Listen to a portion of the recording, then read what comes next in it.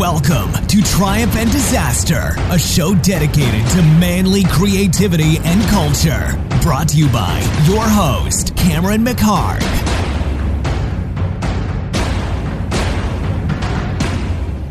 Hey, you guys, it's Cameron McHarg, and back for another episode of Triumph and Disaster. And this week is Mickey Strider, the photographer. And shit, man, this is a really cool episode for me. It was just a really cool experience. So Mickey it turned out he was actually a fan of the show, which was really super flattering because I'm a fan of his photography. And he reached out to me quite a while ago, and he was actually pretty inspired by the Chris Lowe episode, which I think is really cool. And if you haven't heard that one, go back to that one. I think that's a really cool personal one, I think. And he mentioned other ones, Marcus Nispel and other ones, but yeah, he was a fan of the show, which is always so fucking flattering to me because sometimes I'll hear from people all over the world, South Africa or like Scotland or just different parts of this country, all over the place, and it's so fucking cool. It's so cool and flattering, and yeah, I just never know. I never know, who's out there listening to me, and I really appreciate when people reach out to me. So, by the way, you can always email me at triumphanddisasterblog@gmail.com, and I answer everything, so I always get back to it. That's just my policy in life, so I'll answer you. And I love to hear from you. But anyway, so Mickey thought, maybe we can go out and do a little photo shoot. And then maybe if there's time afterwards, we can do a podcast. And we did that. We didn't have the time to do the podcast. We went out to it was in Carson, I guess it was, which I'm not familiar with, but it's like this really like industrial area in LA. It looks and probably was shot. If you saw Pulp Fiction, where that the junkyard where the wolf is, Keitel at the end. I think it was probably shot there. The whole area kind of looks like that. And then there's like kind of sort of like ports and just it's kind of seedy. And he actually goes to these kind of places at night by himself, all over the place to shoot, which I think is really cool. So we did that a little bit, and we just talked a lot and shared a lot of stories. And yeah, I mean, it turns out that we just kind of think alike, and it was just a good time and a good experience. And I heard a lot of things that I said, dude, you got to talk about that. You got to talk about that. And we do with some of these things. We got back together, and we wanted to do the same basic thing: go take a couple cameras, go off somewhere cool, fuck around, and just, shoot stuff. And that's exactly what we did. We went to Salon Sea. If you're not familiar with it, just Google it. It's pretty crazy. It's like this huge, like Rat Pack era resort town on the water that just kind of died like Route 66, basically. And there's just all this, these ruins from like the 50s and 60s and stuff all over the place. And we went to this really cool dive bar. It's called Ski Inn, I believe. And, it looked like a Tony Scott movie inside. It was just crazy. And I'll post some pictures from it, from both of us. Just go to triumphanddisasterblog.com. You'll see. But anyway, we talked a little bit about some of the stories he talked about in the ride, including his friendship with Bill Hicks, which I think is pretty fascinating and funny. And just about his photography and everything else. And I might have him on again at some point. So, if you're interested, let me know, and we'll see if we can work that out. But this has been a long intro, so here we go. Here's Mickey Strider. All right, Mickey Strider. This is one of the coolest days, the coolest kind of days, my favorite kind of days. We are in this bar on the Salon Sea. What's this place called again? It's called the Ski Inn. And it looks like in Bombay an Beach. Actual Tony Scott movie. It's fucking so cool with a few like old school locals. And we just got done. Just kind of fucking around doing some just photography outside and inside. The light's just insane here. It's insane. It's crazy good. I'll right post now. some of the shots actually. Yeah. On the That's great. great. From today. Yeah. From both of us. We're just both running around with cameras. That's great. It's one of my favorite things to do, and I don't do it enough. And you do it a lot by yourself, which is one of my favorite things to do. Oh, by the way, so I don't know if I'm being too loud. And I have my right ear is out. I have like some weird inner ear thing, so I can't hear out of my right ear. So I feel like I'm yelling, but I don't know. We'll find out. I think your levels look okay. Yeah. All right. So just so everybody knows if I'm too loud or not, that's what's going on. So we've been meaning to do this for a long time, And we've done this before. I mean, we do this podcast. We've got together before and done this, went out shooting and stuff before. Yeah. And you have so many cool stories and experiences. and there's so many things, dude, about you that, like, I feel like I really get you, man. I feel like we're kind of similar in a lot of ways. You know, I know that you like to go out by yourself and kind of hunt around, you know, on weekends in your spare time, and you're a busy guy. You're just going around shooting. And I used to do that more. I'd like to do it more. I used to do kind of weird shit. I'd go off by myself and just, like, drive all the way to Arizona on Route 66 with the camera and back. Yeah. Like a couple of days. Those are or the whatever. best. I fucking love that kind of thing. And it is the best. That was one of the first time, like, when I moved to San Diego, that was one of the first trips. Was I just got in the car one day and I said, I'm going to drive to Arizona. It's funny that you mentioned Arizona, but I just drove to Arizona. I drove to Yuma for no reason. Really, I did get to say that I was in Yuma at 311 or 310? Or 310 in Yuma. Sorry, 311. At 310 in Yuma. And so I was there then. But that was basically, there's really no agenda to the trip other than just to get out and explore a bit. And then I brought a camera, though, right? Brought a camera, and I found some ghost town, like, back on the California side. On the way back is what I really wanted to do, and an old mining town. Calico place or whatever? It was called. It's near there.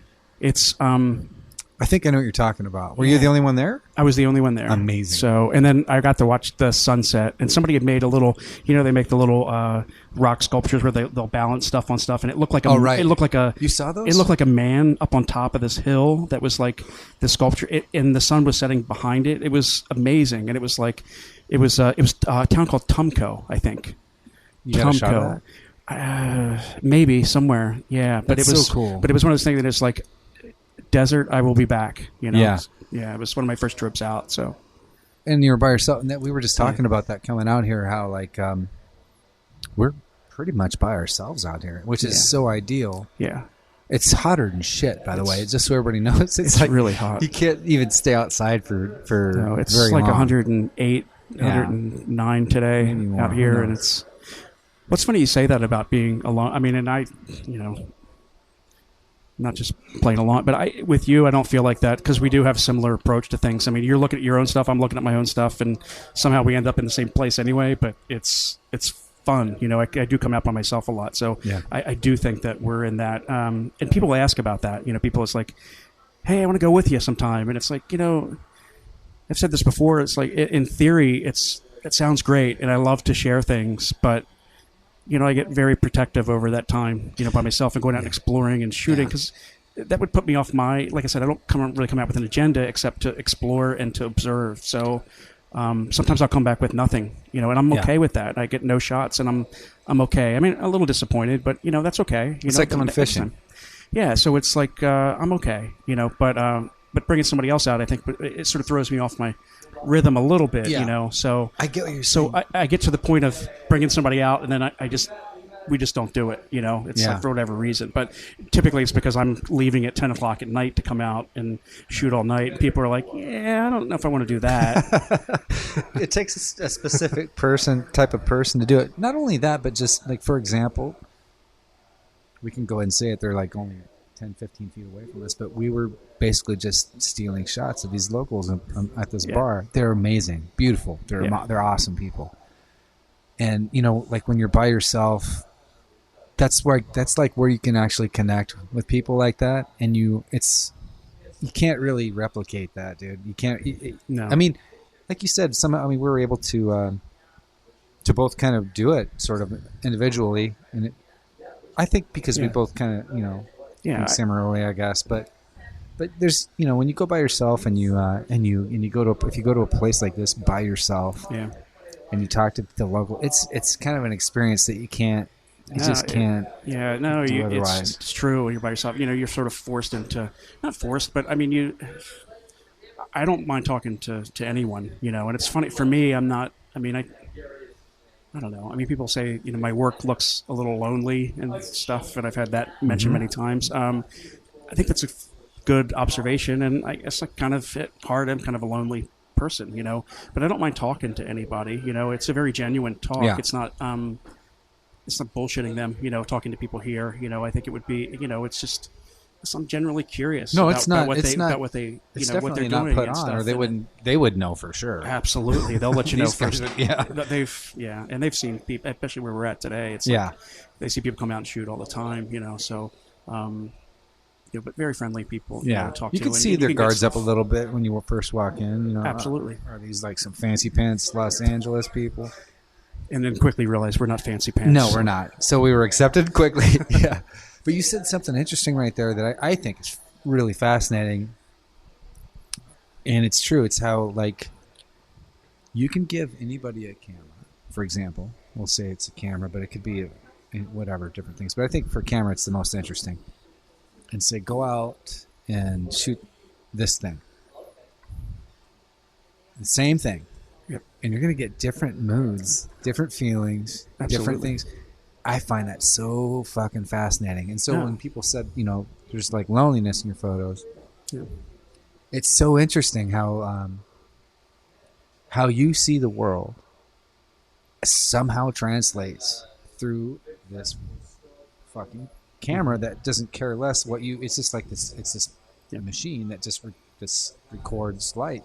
I think that's so interesting, but it's true. It really does do that. It will get the signature of what you're feeling or what you're seeing. And I think that's honestly fascinating. I do go out without, and I really do honestly go out without an agenda 99.98% of the time. There's a few times when I'll go out to shoot something specific that I have in mind, and you know what? Most of those don't turn out the way I want them to. So I've gone back and reshot a couple of self-portraits that I do. I've gone back out and reshot those just because, either time of day or I just thought it would be a little bit better. That's very rare that I'll do that. But the genuine stuff with people, like we said, we're stealing shots today a little bit. It's funny when I look at portrait work in particular that I see, and you'll see stuff that, I don't know. I mean, I got a choice. So, I'm taking things. Obviously, I'm not sharing stuff that I don't like, but but I think there has to be something there, some sort of emotion, not just a sort of blank. Sometimes I look at stuff and I just don't get anything from it. And that's not to criticize other people. I'm sure that some people see things in those that I'm not picking up on, but there are certain things that I just don't see anything in those, and they just don't move me. They just don't interest me, and it doesn't have to be much. It doesn't have to obviously be a big You wouldn't emotion. shoot it if it didn't. It's just a minor thing. It's just something you feel and you see. That's right. And sometimes I'll shoot like a series of stuff that I just like I'm on the edge of something. I feel like there's something on the edge. I'm going to get something from somebody I'm right on the edge of it, and sometimes I don't get it. And then you don't use those. And I'm a little disappointed in those moments, but you still shoot that. I mean, you're still feeling something. You're still reading. You're just trying to grab that thing. Yeah. But it doesn't even. It could be an object. Like today, we were jumping out. Like, we were, like you said, we're doing our own thing. And you were shooting an old tattered American flag. Yeah. You're just trying to get this shot. You're trying to get this thing. Yeah. I don't know if you did or not. Maybe you don't know yet. But I don't know if I did either. It's not even a person, but you're trying to. You saw something there, and then later I saw something at somewhere else. And you're like, oh, okay, and you turn around, and you went back. You didn't get out but I saw something there that I kind of felt. It was like a weird kind of. Well, it was kind of lonely actually. It was like a lonely feeling there. That's not to be. Not we got this bromance going on there, but I think it's. But I think the one we got thing, a photography bromance. The one thing about that I enjoy going out with you on is that I think not that there's necessarily hard boundaries, but I think we both know what we're doing, and there's other boundaries. Like I'm not going to get in your way for something, and just because you see something doesn't necessarily. If I don't see it, I'm not going to get out just to shoot it to make you feel better, and you're not going to do that. Of course, you're not going to do that for me. That's so exactly right. I think that's great. We can just be ourselves, and I think that's what I like about just being by myself, and being trying to observe. There's very few people that I would have that, kind of relationship with. I've had other photographers and street photographers tell me the same thing. Like they, like people want to go out with them, but the same thing. It's like it throws them off their rhythm. Now they're not observing the same way that they would observe if they were by themselves. That's right. Now you're dealing with another something else, another aspect. I've always done that when I've gone and I wouldn't say sketchy or dangerous places. Certainly when I've been. Well, the last time we shot you, I think you do actually. Well, I don't take other people with me in right, this case. But you were saying that you're going to those places at night, and I was thinking, Jesus. Yeah, I'll go over to Mexico at night. Go into Mexicali at night, and right across the border in Mexicali from Calexico is it's really is the red light district. So it's not really the best part. I mean, although Mexicali is not it's safe as long as you just aware of your surroundings. I've always felt like that, and I lived in New York and places by myself. I just felt like you just have to just act like that you're supposed to be there. Act like you're going somewhere. You have a purpose, and just be aware of your surroundings. It's the same thing even in like downtown LA at night or something. It's this exact same attitude. Yeah, it's the same way in an office. Actually. So, yeah, a little less soul crushing. Scary. Yeah, I mean, outside the office. But no, that's really interesting. That's really interesting, and no, I appreciate you taking me along, man. Because this is like I said right off the top, this is the kind of thing I've missed. This it's really something that, to be honest, if I don't do it for a while, it kind of crushes my soul a little bit. Yeah. No, you feel it. Yeah, when you're trying to do something else creative. I mean, it's just something to be. It's very free form. It's not. Hopefully you get something out of it. You share stuff and it becomes something. I mean, some stuff that I work on is, without knowing it becomes a series, and then I'll come back and reshoot some more stuff and I'll see where I want it to go and I'll shoot even more moments that go along with that. Other times it really is a one-off kind of thing, but, people appreciate it. So if they don't, they don't, again, it's the position for most of the stuff I'm shooting for myself, Yeah, exactly. So. For example, I didn't expect this bar. For example, you think Salon Sea, you think some little bar. You kind of think kind of hard, maybe kind of bikerish thing. It actually looks like a giant Diane Arbus museum in here. Like earlier when the light was in here earlier on. There. By the way, this is the middle of the summer and there's Christmas decorations everywhere. There's an actual Christmas tree in here. Yeah, we just missed Christmas in July apparently, which we're both entirely bummed about. So this place is amazing. So, for example, the light in here during a couple hours ago, it looked like a Diane Arbus kind of a living room or something. I was shooting. It's like a certain feeling you have. And you might not even share it, like you said, but it's almost kind of like if you're writing. Maybe you're writing poetry, for example. You're not going to show anybody. Right. You might, but most of the stuff you don't. Art's kind of for you. Art's tough, I mean, the stuff that was, I might not, but it was just like, wow, it's so fucking. I don't know what it is. There's kind of a nostalgia to it. There's something kind of creepy about it, in a cool way, Some stuff also you might not share now, and those are the things that continually surprise me, and in a very positive way, of things that I have left behind because I just didn't like it at the time, or I didn't feel like it was whatever I was looking for, or wasn't up to a certain standard. And then I will go back and look through old things occasionally, and there's some gems in there that you find that you just totally left behind. Don't you think that? I'm sorry, but don't you think that this? I think this is like with writing too. For example. I was going to say that must be the case. Well, I need some time, maybe at least a day, to go back. Maybe after you shoot or after you write something, maybe a day or two, and then you look back you have a little perspective then, and then you're like, holy shit, that thing's amazing, or that's a piece of shit. Yeah. But having that perspective after like a little bit of time and looking back at it, you're right. Sometimes you're like, wow, or that's trash, but. Even if you get one out of an entire day, you've kind of won. Yeah, no, or if it's just something that you rediscover after the fact, and it's something that I also think that, hopefully you're improving all the time too. So there may be something that I didn't see in a previous thing, and that I couldn't process it the right way. Not that I want to over-process, images, but I just couldn't get it to where I wanted it to look. Yeah. But now I have the skill set. Maybe it's a little bit better. Maybe I've tried something else that's new. That now helps me get it to where the original intention was. That happens too. But yeah, some things are just left, aside, and some things, I've tried to discipline myself to not share things like immediately, even though no matter how much in love I am with them, because those are the ones that usually like sort of, I don't want to say embarrass you, but they're the ones that go, God, I wish I hadn't said, I wish I had posted that yet. I know what you mean. I know what you mean. So you can have that perspective. Yeah, so you get that reflection time. Right. So I try to discipline myself to sit and just like, do not share that tonight. Not yet. Not tonight. Just wait. See tomorrow if you want to do it, and then you can do it. But, never always not successful all the time. Yeah. So. Well, can you say that you have a show coming up, right, in San Diego pretty soon? I had a show this week in San Diego on Thursday night, so a couple of nights ago. That was it's funny because it was all the stuff, or a lot of stuff that I shot out here for the at the geothermal plants, or that around the Salton Sea. Yeah, and some of them are at night, some are at day.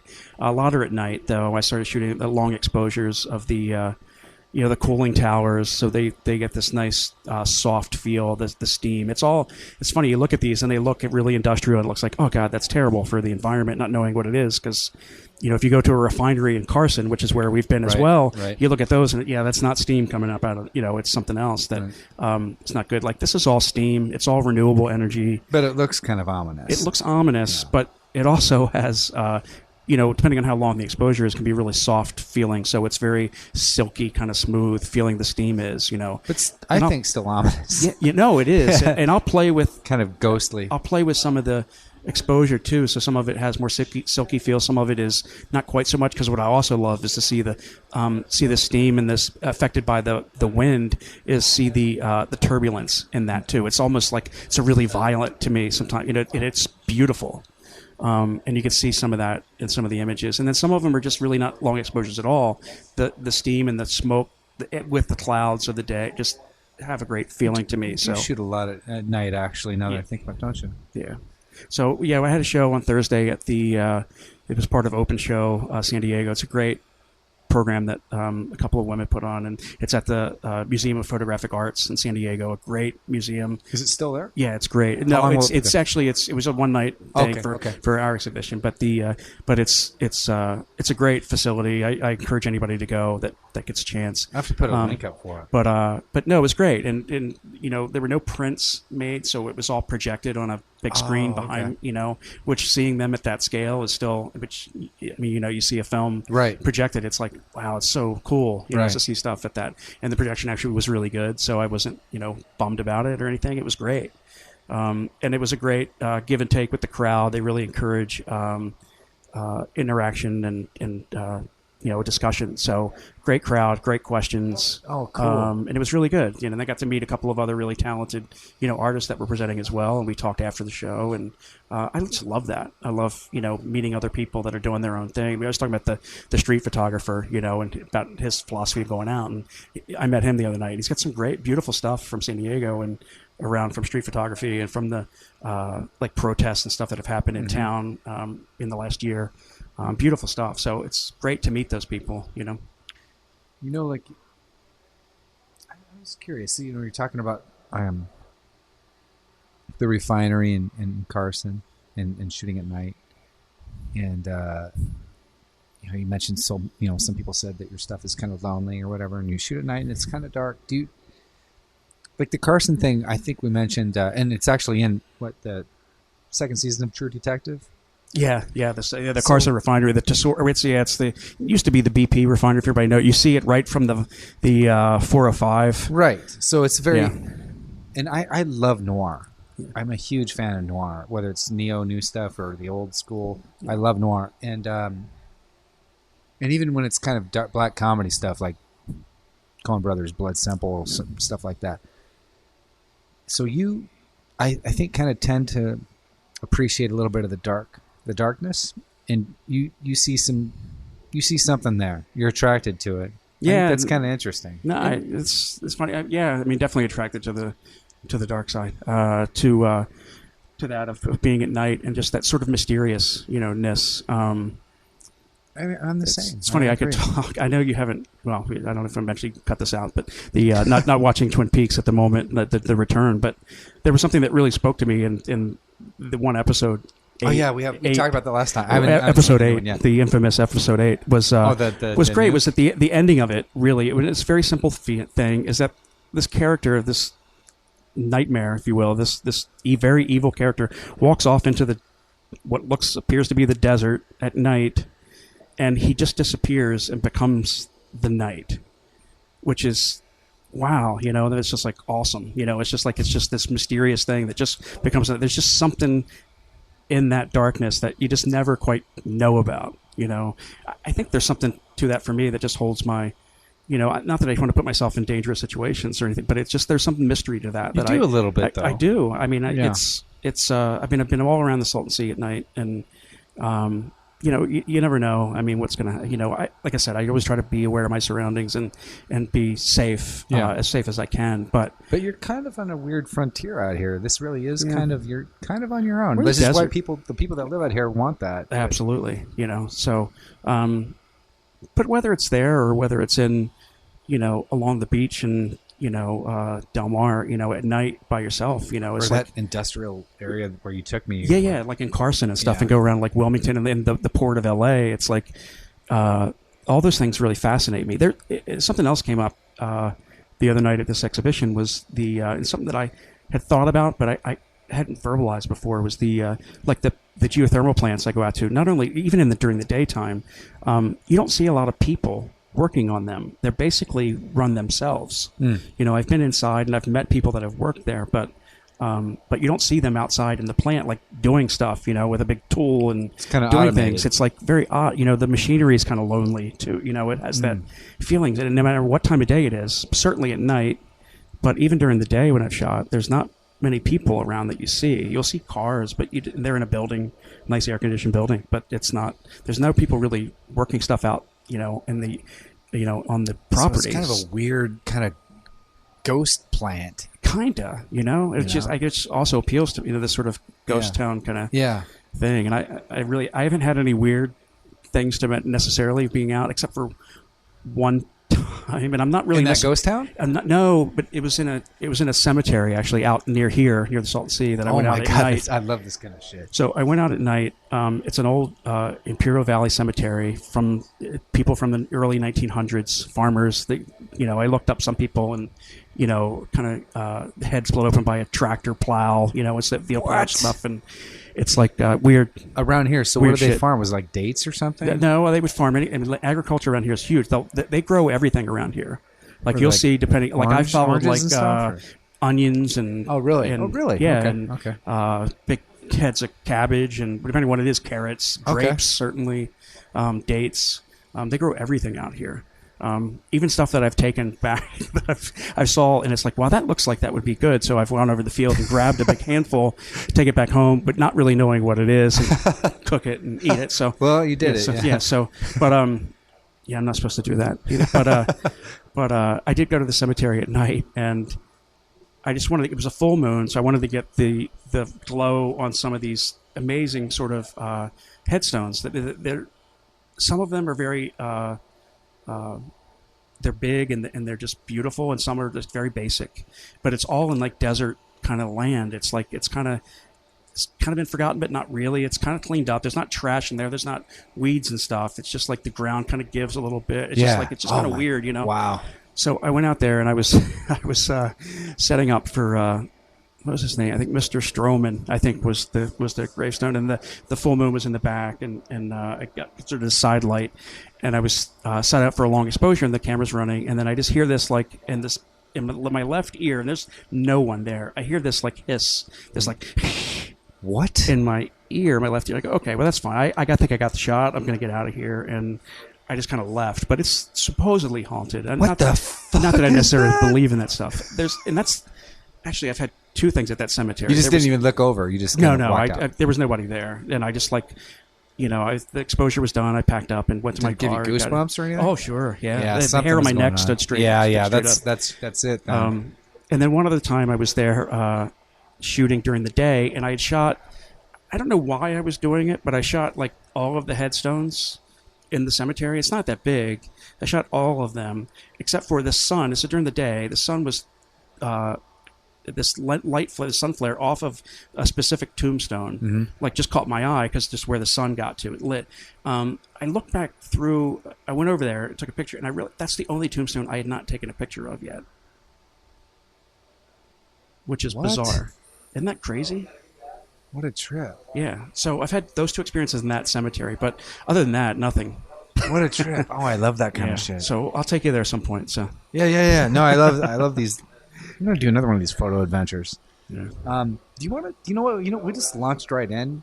So you didn't start out as a photographer, and you still work as producer or something. Do you want to kind of back up a little bit and say what your I deal is? started off in the really advertising background. So as an artist, as a kid, wanted to be, in advertising and be a commercial artist. Started off to be a junior art director, or I was junior art director in Baltimore, in Baltimore, right? where I grew up. And then went on my first commercial shoot. They were using the agency as the location for a Maryland lottery commercial in those days. And I stayed around a Friday night on my own time just to see what the deal was. And kind of fell in love with it. It was kind of, sort of starstruck by it. There was no stars, it was just a local TV commercial, but it was great. It was all, I ended up helping out the next day as a PA, offering my time, my spare time. Worked as a PA down in Fells Point in Baltimore at another location for the same spot. And then little by little kind of worked my way into that. I mean, what got me involved in camera stuff was that the director that I worked for owned all his own camera gear. In those days, this is late 80s, owned 3 Aeroflex cameras. And he would bring DPs down from New York to shoot. They would bring their assistant cameraman down, and they would want to check out the camera gear before the shoot to make sure everything was in working order, just like they would at a rental house. And they started teaching me stuff because I had the key to the camera room, so I'd have to let them in. Oh, how cool. And I would sit with them while they would check it out, and I would just ask questions and just pepper them with everything I could think of. And they started teaching me how to load film into the film magazines. So I started doing that. Then the next thing on the shoot, I was a film loader. So I could load 35 millimeter film magazines in the bags. I'm in the bag at temperature is very much like today on a few occasions. It's brutal. But doing that and then working my way into that, I became assistant cameraman for a little bit, crew wise around Baltimore, DC, which had a really great film community at the time. I mean, a lot of stuff was being shot. I mean, Barry Levinson was shooting a film a year there about John Waters was shooting his films. Yeah, you were just there. talking about John Waters. Yeah, of course. And then Homicide, the series, a little bit at the end of my stay in Baltimore, after I moved, Homicide, the series came in. But that was, great for that community. They're really good, talented guys there. But I changed and went on and did producing stuff in New York. I worked for an agency in New York and was, producer of commercials for, Chrysler, Tyco Toys, I think Merrill Lynch. Stuff I think that's so days, cool. So. You started PAing and you ended up producing. Yeah, and then I went. It's pretty badass. And then I left there and went to a small agency in Richmond. It's just kept along this producer path, and then been head of production. At an agency in North Carolina at Mullen, working on Wachovia Bank and TJ Maxx and a bunch of other brands, and now San Diego. So still producing TV commercials and shooting as much as I can. So. Yeah. How and where did you befriend Bill Hicks? Bill, yeah. Well, Bill Hicks, that goes back to the Baltimore days because it was in Baltimore. Yeah, was it a comedy club over there? Yeah, it was a comedy club, and while I was in Baltimore, while I was working at the agency, I also managed a comedy club on weekends, on Friday and Saturday nights. Jesus, where do you have time? Yeah. You managed a comedy club over there? Yeah. I bet that was pretty crazy. It was cool. I mean, I was the guy that had to come up and tell people to be quiet, I did that at the comedy store, or throw them out, and I've had to escort a few people out, and they do not like that. No, never do. And I started off and the manager at that point would have to come on and at least introduce the MC for the night. So I had to get up on stage and introduce the MC, which I hadn't really done before. You're not doing any comedy bits. You're just literally just starting the show. And did you get heckled immediately? Oh, of course. And then you'd close the show too. You would tell everybody to go home, and you'd have to be there. But we saw a lot of good people came through that show. I mean, they really, the guys who booked the club were comedians themselves and knew the good guys to bring in, and they really kept the top level of talent coming in. I mean, who Bill Hicks rolled through there? Paul Reiser came through. Oh, really? Rosie O'Donnell came through. Yeah, it's funny. I remember sitting at, and we would all go out after dinner, go out after the show to dinner. And we were sitting one night when Rosie O'Donnell was first auditioning for the VH1 gig when she was a VJ, and she had we went to dinner right after the show. So this is, I don't know, it's 2 a.m, and we're sitting, and she's got a stack of index cards with video names and band names on them, and we were all kind of brainstorming and throwing out lines for her audition. It was funny. I mean, I don't think I had anything that were in there, but that was early on. And before then, she was anything. I mean, she had done Star Search, I think, at that point. Okay. But she would come through. I'm trying to think of who else. But a lot of was guys. Sam Kinison going through there at all? Sam Kinison did not come through. Okay. But Bill Engvall. Because I know him and Bill Hicks were out of Houston, right? Him and Sam Kinison and Bill Hicks started together. But Bill Hicks was like, the first time I saw Bill Hicks was at like an add-on show, and some of the guys booking the shows at the club would like book a show at Johns Hopkins University for a Thursday night before the weekend started, and that's when I saw Bill. It was on a Thursday night at Johns Hopkins. I hadn't met him yet. Anyway, we went to the show with everybody. Everybody talked first about impression? him. Everybody talked about him. It was like legendary. So there was already a buzz. There was always a buzz. There was a build up from everybody's like, oh, you got to see Bill, you got to go. So we all went up to the show, and of course he got into an argument with somebody in the crowd. I've seen some of those online. And he with a heckler. Yeah, with a heckler. Kill yourself. Yeah, I think kill yourself may have been said. Yes. And people leave upset, and then by the end of the show, like he's got them standing on their feet, like giving him a standing ovation. It's like He's won the crowd over after destroying the heckler. I think he did it because it was amusing for him. He was so good at what he did. He was such a master at what he did that he could. That he did that. It was a challenge for him. It's like, how far can I piss people off and still win them over? Right. I've never seen more people leave during a show than I have during a Bill Hicks set. And yet everybody loved him. He was definitely very much a comic. Yeah. It's all the comics loved him, and everybody that was anywhere near town when he would come in town would come see him. Yeah. But yeah, he did a lot of stuff and said a lot of things that were like, a little questionable on stage, but he got away with it, and he was a lot of fun. I mean, he was in those days he was partying pretty hard, and he carried that legend with him as well. The party part. Yeah, I mean, he once. I remember talking to Bill later on. It was it's like, dude, man, when you leave, it's like I need like a week to, to sober up, to recover. And his quote to me was, "Yeah, I'll think about it. I got to be Bill Hicks every week."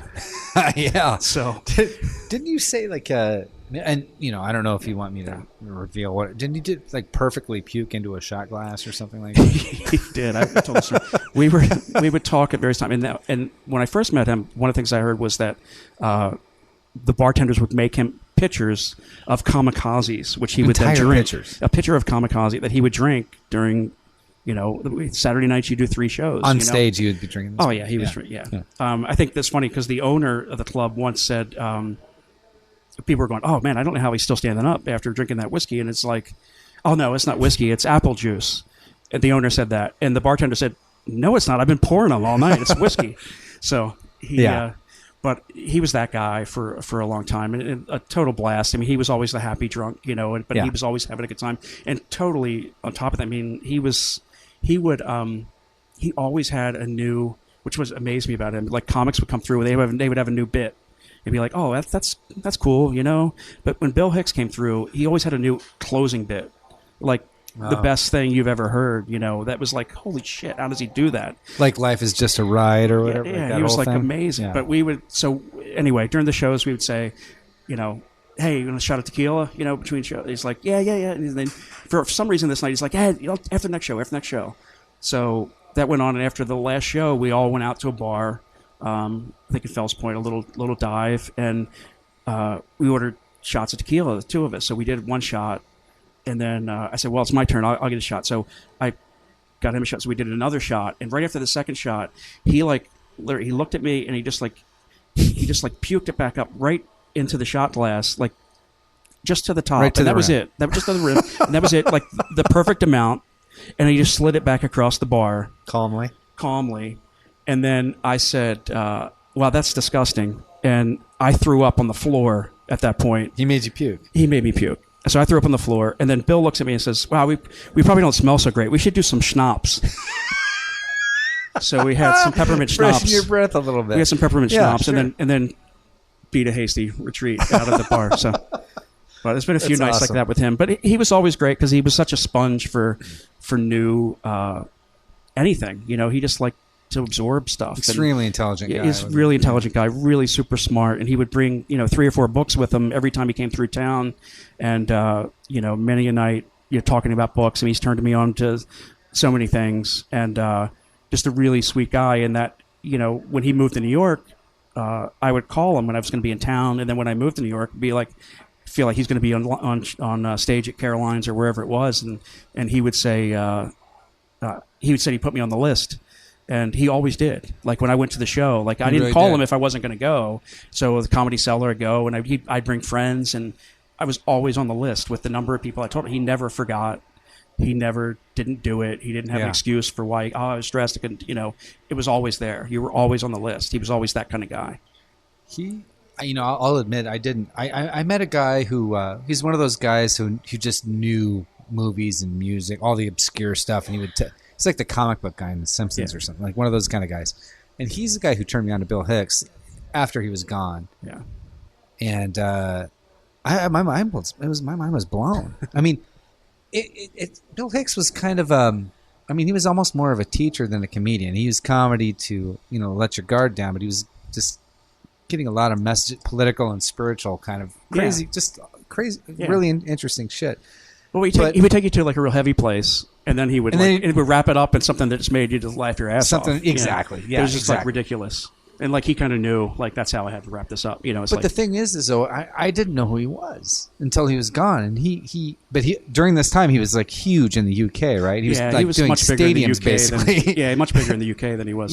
Or in Europe, I think. In Europe in general, but definitely the UK. I mean, he'd gone there to do a show called I think Counts of the Netherworld with another comedian friend of his.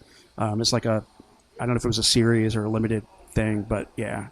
I think he did I think he did something on Letterman that was actually cut. He did do a thing on Letterman, and in fact, it wasn't aired or something. It wasn't aired. I talked to him before that show. You're shitting me. We talked before that, and he was going to be on Letterman, and I was waiting for it, and then we talked after, and he was pissed. I mean, Letterman had cut the bit, and he was announced even at the beginning of the show. Edgy? It had something to do. It goes back to advertising and people who contribute and donors like who contribute. Or something, it was about I think it was about the right to life movement and stuff that he was talking about. Yeah, and I forgive me, but it's been so long. But I believe that's what it was about. And there was some sort of some sort of thing there that was like an issue, and they thought it was too edgy, and they pulled it. Wow. And he'd been on there like a million times. Well, if somebody did that today, that would make him a bigger star, I think. But there was no YouTube back then. There was no internet. Exactly. Yeah, and Bill's huge on YouTube now. I mean, it is now. I think that exists, doesn't it? I think that actual Letterman spot exists somewhere. I think you can probably find it. But I was sad when. Of course, I was sad when he passed away, and I found out after the fact. You didn't know he was sick? I didn't know he was sick. In fact, I'd seen him. He didn't. He told a very select few people. My understanding from his agent was that he went to the UK. He did the series. He made his money. He banked it, and he paid off all of his medical bills before he passed away. So he left debt-free, totally debt-free.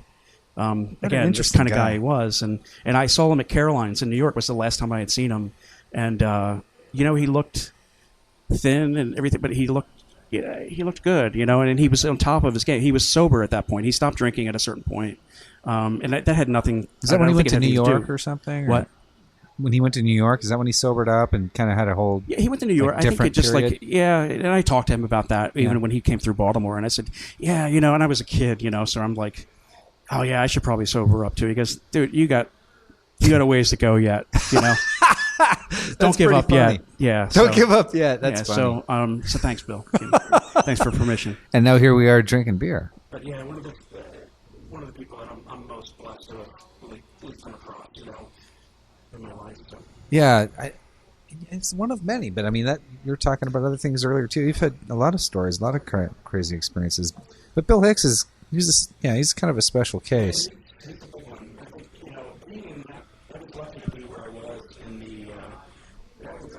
Baltimore, at the time, when I was growing up, and at that period, that's, late 80s, early 90s. I lived in New York in 89 and early 90, and there were a lot of people that there were a lot of stuff going on in Baltimore. Yeah. At the time, we talked about John Waters, being there, and yeah. hometown. So in, history there in Baltimore. Right.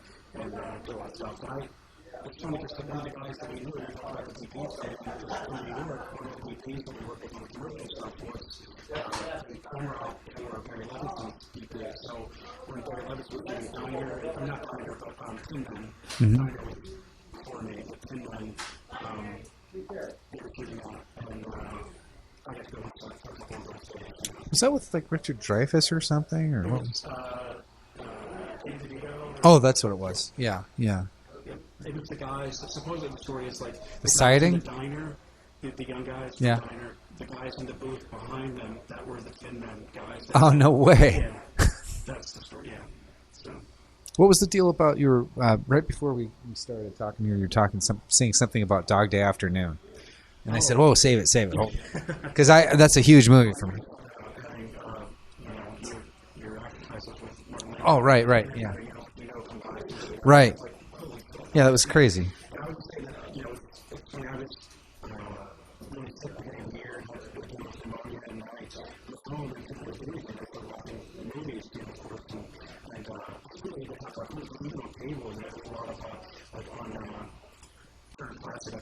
Oh, I love that. Because they show all the Oscar winners. The TCM classics or whatever. Up to the Oscars, so they show all the old winning films. And I watched a bunch of things that I hadn't watched in a while. Dog Day Afternoon was one of them, which was like, I just hadn't seen that in so long, and it was like, still blown away by it. Completely. It's like, those parts, and I think that's amazing. It blew my mind. It's funny that you bring it up because I was just on.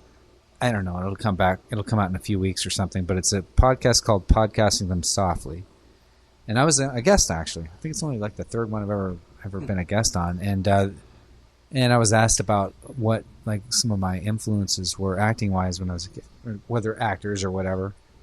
That's one of the movies. It was that one. It was Deer Hunter that I was not supposed to watch. I saw it at a friend's house on VHS tape or something. That blew my fucking mind. And it was Dog Day Afternoon with John Cazale, amazing, and Al Pacino was they were so good that I just didn't. It was like I forgot that I was looking at actors. It's just kind of a whole different level of. They were so fucking good. Yeah. Yeah. Yes. Exactly. Yeah. And I read something about that. I thought once I get interested, but now I gotta dig into it. Yeah. So okay. I'm reading everything I can about the making of the film. Oh, you did. Dog Day Afternoon and everything about the casting of that, and it was really Al Pacino that got him that part. And that somebody said about Jeff like that he used to use a loneliness without doing anything. Yeah. Yeah. He's such a sweet man, but yeah. he was just kind of that feeling. Just a sad. It's just a sad, lonely man. Yeah.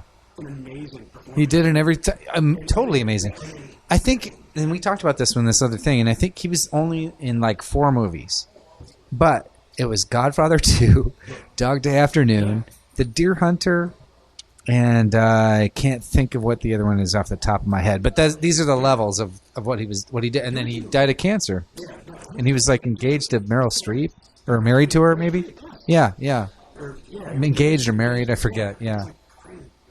Amazing. Yeah, no, an amazing author. I mean, it's like, and what a film, It's like, I don't think of anything else I saw during that period that really, like, that was the one that comes to mind, because I watched it multiple times, actually, I had to, You did. Just had to watch it again. You got a little obsessed with it. Yeah, I do that. You do that. And then edit in a row, and then, you move on to the next. How have you done that in any way with photography, like an obsession, like go out to a place again and again if you didn't get it? Well, I come out here a lot. To Salon Sea. And, when I realized that something's going to be, or when I think it has the potential to be a series, I mean, sometimes there are a series of things that, and it really is a one-time shoot. It's one day. Yeah. And I'll get like 8, 10 things out of it that I'm really happy That's with. pretty successful. And we work together as a series, and it's like, wow, that's kind of cool. What would you do with that? Would it be like a gallery kind of a thing when you see a series? Yeah. And it's the way I put it presented on my website, so it was like, it's a series of things, And your website is what now, by the way? Okay. Yeah. With a Y, right? Strider.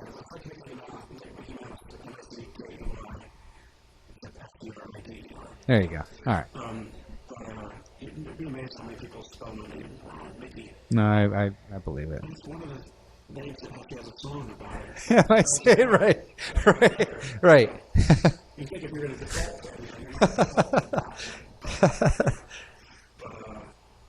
yeah, no, I can hear it. I really realized when I got interested in the geothermal plants and how they looked, became obsessed with that. I mean, I literally came out for like 2 days a week shooting those for several months at a time, several months in a row. I was going out to shoot those. Not really, I'm making all these things, but I'm really going out to shoot those. Yeah. Those plants. I'm trying to get a unique take on, I'm trying to find angles and how close I can get. And, if I'm working with the moon light, working out on the full moon, so I have some light to work with, that kind of thing.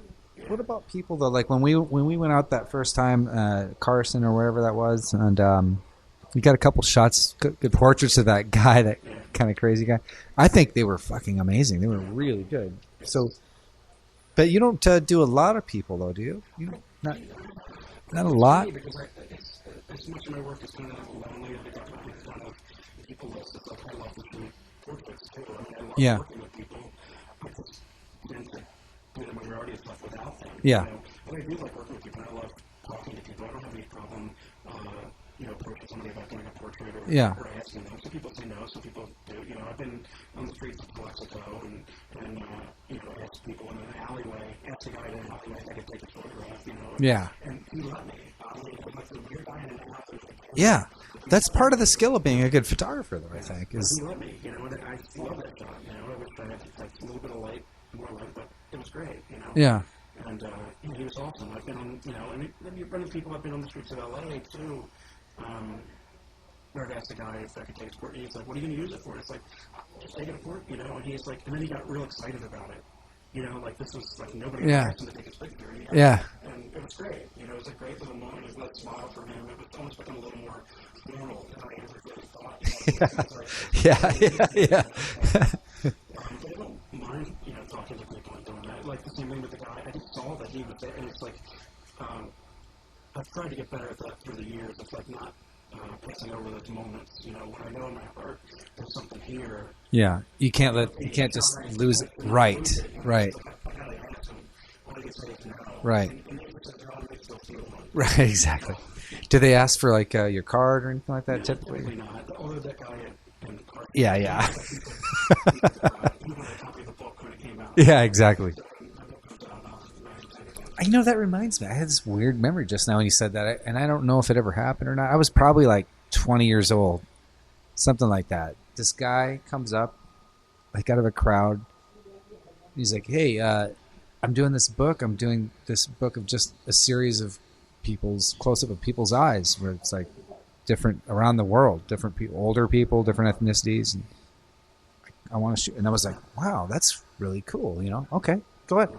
And I did, and I don't know if that ever got made or I just have no idea if there's something like that out there or not. I would love to see it if it's out there.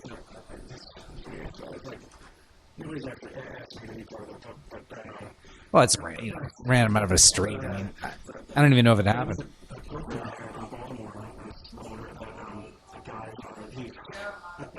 I know that he did take some other pictures, but he was doing a series of nudes to people that. And he asked you. I would really like to. Okay. He then said, "Will you go with me?" And it's like, I kind of want to, and I kind of don't want to. Sometimes, but he did it. It's beautiful, and yeah. I don't think he ever did anything with those. Well, I don't know what he did. Oh, yeah. I don't know, but unfortunately, she passed away not long after that. So it was like, it's kind of sad. So I almost wanted to see the picture, but I've never seen it. So. Oh wow. Oh wow. And there's no way to figure that out. No, I don't think there is. Yeah. There might be some people that I don't even know if anybody would remember that. Yeah. I mean, I know about the people that had the first picture. You're talking pre-internet, probably, like way back in the day, or no, even as couples, that I know people that took photographs with him. Yeah. In that series, and I don't know what he did, with them, but yeah. Anyway, sorry to bring us down there. And you're still, but you're still producing for your bread and butter a little bit for the most part. Yeah. But what's your ultimate? What would you like to do, man? Yeah. Photography things. So there's probably somebody coming from a really started off. A lot of people go the other way. They go from shooting stills to shooting motion. I've directed spots and done short film and did motion stuff. Somebody that I'm really there and I'm just really in love with film at the moment. That's really where my heart is. So I try to shoot as much as possible and I exhibit a fair amount and get stuff out. So that's good. I do want to try to get a book done of the geothermal plants, which I've been trying to do for that specifically. A couple of years. Yeah. So specifically, I want to get that one done. So it's something I plan to do. And do you have any other book ideas in the back of your head you'd like to do at some point? People ask me about. We haven't talked about. You're familiar with the Dead Mickey series? Oh. Me my self-portraits of me being dead in different places. That's cool. So, but with that, okay, yeah, you're going to give me that. Is that on your website? It's not at the moment. There's nothing on there of that. It is online, but it's not currently linked to my site. Oh, okay. So you can get to it. I think if you Google like Dead Mickey. Well, can you send me, and I'll put it on triumphantdisasterblog.com, and I'll put it on our little episode. I've written a newer writer that does stuff for Huffington Post, and she wrote a little piece on it, and they published it on Huffington Post. So Oh, shit, that's cool. The Dead Mickey series. So that's been a few years ago. So that, as a book form, hopefully. Yeah, it could be. I don't know if I ever thought about that being a book until recently, until the number has gotten up now. I don't know how many I have at the moment, but I haven't done any in a bit. But it's, I think it's hovering around at least 50? No, it's not. It's probably over 20. Yeah? Yeah, so I got to. I don't know what you need for a book. Again, it's always just kind of like sometimes I have ideas on the concept that I want to. And other times it comes up kind of a location. Like I see a location that inspires me. It's like, I'm going to shoot that right now. When you don't see one, how do you get your ideas typically, or when? What situation do they pop up? For those or for anything. For anything, yeah.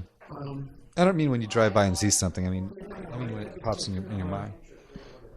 You know, it happens a lot when I'm driving.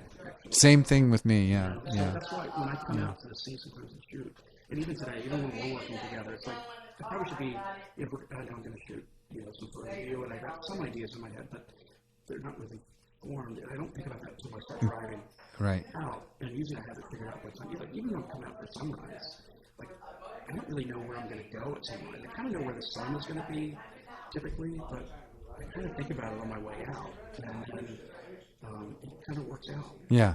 So, but when I drive, it tends to trigger like that left-right brain thing. Yeah. Driving long distances, not like through the city. Yeah. That's why I love coming out here. Because it is a drive, and I enjoy that moment, that time of listening to music or totally get it. Or something, One of the weird things I used to do when I talked about going to Route 66 or whatever, I would drive. I'd go all the way up to like Palm Springs at night. I'd like drive at night, like just long shots, and just just to collect my thoughts and to have ideas and just think about shit. That's just my way. That's my way. Yeah, no, I think I tend to even when I'm home, when I'm not driving and stuff, but when I'm working on photos and stuff, and processing stuff, that I tend to do. I feel like I get in the zone much better at night. Same here, man. Same here. There are times when I don't sleep, for days. It feels like because I get up, I may go to sleep at 10, but I'll wake up at midnight, and then by 2 o'clock I'm up working. Yeah. Or I just stay up. I just feel like I get more accomplished when I get in that. I'm totally with you. It's quiet. No one's around.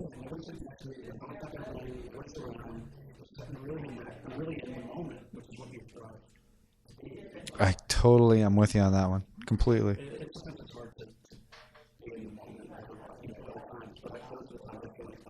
Yeah. Yeah. Yeah. Same.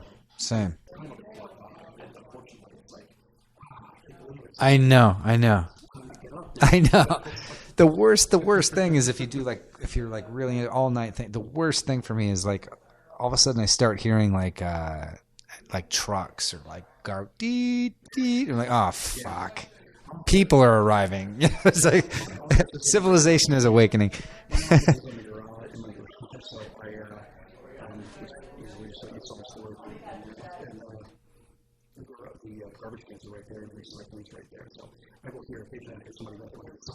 Yeah. Oh, okay. Okay, well. You do? Did you hear some scamper?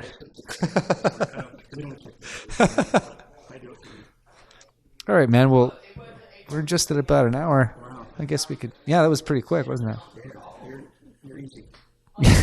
I've heard that before. Yeah, man. Is there anything that I didn't bring up, or you kind of wanted to talk about that I didn't bring up or ask you about? Well, we could probably do this again at some point. I'd love to, actually. So this doesn't have to be the first and only time. And do one of these days. This has been amazing. So it makes me... It's so good. Yeah, man. Completely. Yeah, exactly. But I'm satisfied, though. I feel good. It's good.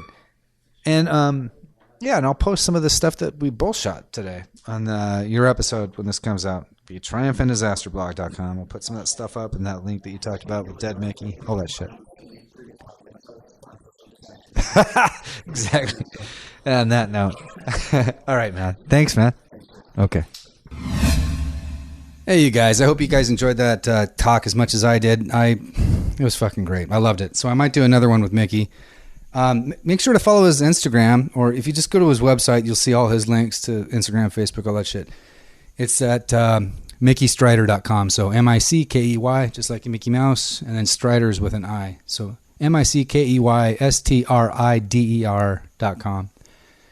And while you're online doing that, if you could just go to iTunes and leave a quick rating and review for Triumph and Disaster, it really just helps iTunes to promote the show. And it's not for me; it helps promote the show. And I'll call you out if you do it. If you do that, or if you leave a little something on the PayPal donation button on triumphantdisasterblog.com, I'll call you out and thank you for that too.